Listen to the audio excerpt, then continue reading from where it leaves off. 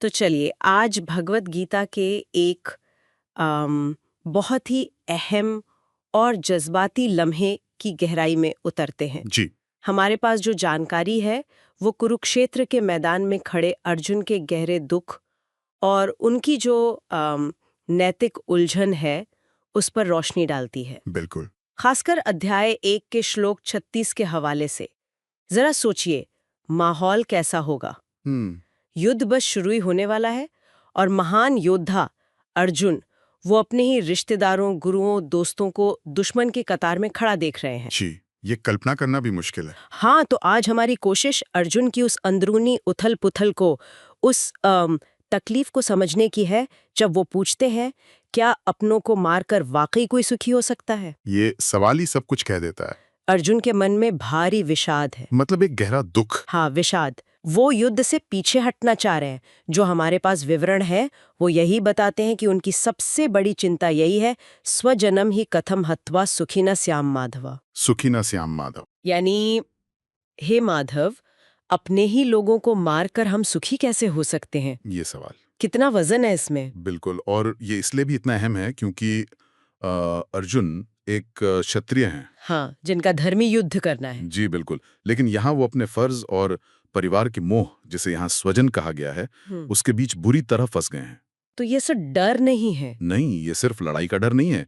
ये एक बहुत गहरा नैतिक संकट है, जिसे हम धर्म संकट कह सकते हैं। अच्छा। यहाँ सिर्फ नियम या ड्यूटी की बात नहीं है, बल्कि वो जो मानवीय रिश्ते हैं, उनकी उलझन सामने आ रही है। हाँ, और उन्हें सबसे ज्यादा डर पाप लगने का है ना? जी हाँ, बिल्कुल। एक श्लोक आता है, पाप मेवाश्रयेदस्मान् हत्वयानात्तातायना। हम्म। यानी इन आतताइयों को मारने से तो हम पर पाप ही चढ़ेगा। हम्म। ये बात मुझे बड़ी दिलचस्प लगती है हम्म। कि वो उन्हें आतताई यानी हमलावर या दुष्ट मान भी रहे हैं, हाँ, वो जानते हैं। फिर भी उन्हें मारने से हिचक रहे हैं। ये कैसा मतलब विरोधाभास सा लगता है।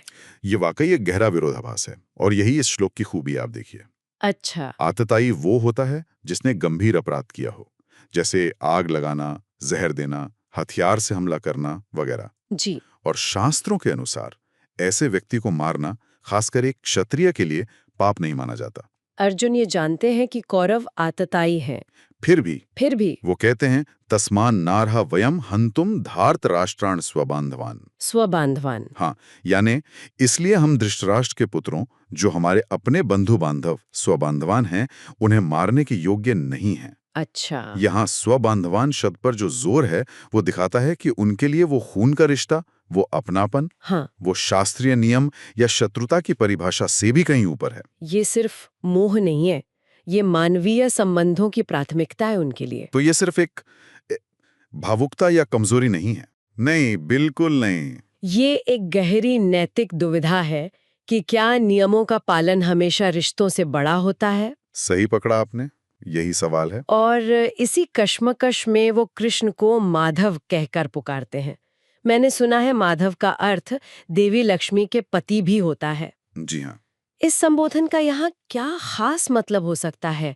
कुछ गहरा संकेत है इसमें? हाँ, बिल्कुल है।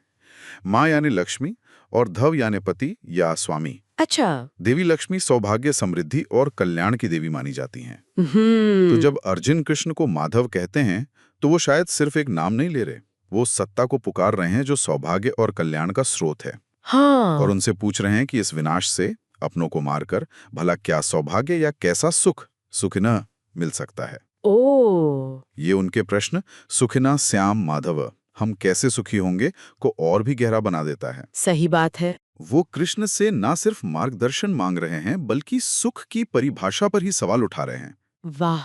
तो मतलब ये सवाल सिर्फ युद्ध जीतने हारने या राज्य पाने का नहीं रहा। नहीं, बिल्कुल नहीं। ये तो अस्तित्व से जुड़ा सवाल बन गया कि क्या ऐसी जीत से मिला सुख, क्या वो असली सुख कहलाएगा। बिल्कुल सही।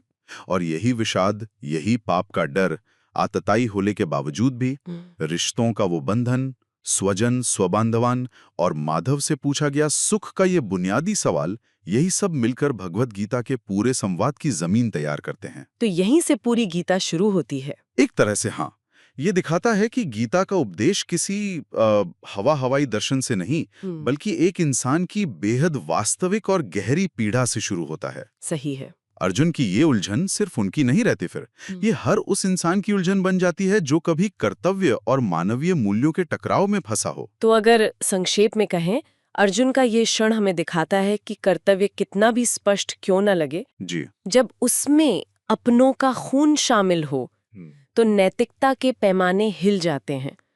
पाप की परिभाषा भी जैसे व्यक्तिगत रिश्तों के सामने थोड़ी धुंधली पड़ने लगती है। हाँ, बिल्कुल। और सुख का असली मतलब क्या है, ये सवालों के घेरे में आ जाता है। तो हमने देखा कि भगवद गीता का ये हिस्सा सिर्फ किसी पुरानी लड़ाई का ब्यौरा नहीं है। नहीं, उसे कहीं ज्यादा है। ये कर्तव्य, नैतिकता, हिंसा और उसकी मानवीय कीमत पर एक गहरा विचार है, खासकर तब जब हिंसा अपनों के ही खिलाफ करनी पड़े। ये आज भी उतना ही सोचने पर मजबूर करता है ना? बिल्कुल प्रासंगिक है ये आज भी। और जाते जाते एक सवाल शायद मन में छोड़ जाते हैं जिस पे हम सब सोच सकते हैं। जी। अर्जुन का ये सवाल सिर्फ उस युद्ध के सही गलत होने तक सीमित नहीं था। क्या कोई भी लक्ष्य, चाहे वो कितना ही बड़ा या जरूरी क्यों न लगे, हाँ। क्या वो उस तरीके को, उस रास्ते को सही ठहरा सकता है जिसमें अपनों को इतनी गहरी चोट पहुंचाई गई हो? गहरा सवाल है। क्या इसे हासिल किए गए सुख की कोई असली कीमत होती है? ये सवाल हर दौर में प्रासंगिक रहा है और शायद हमेशा रहेगा।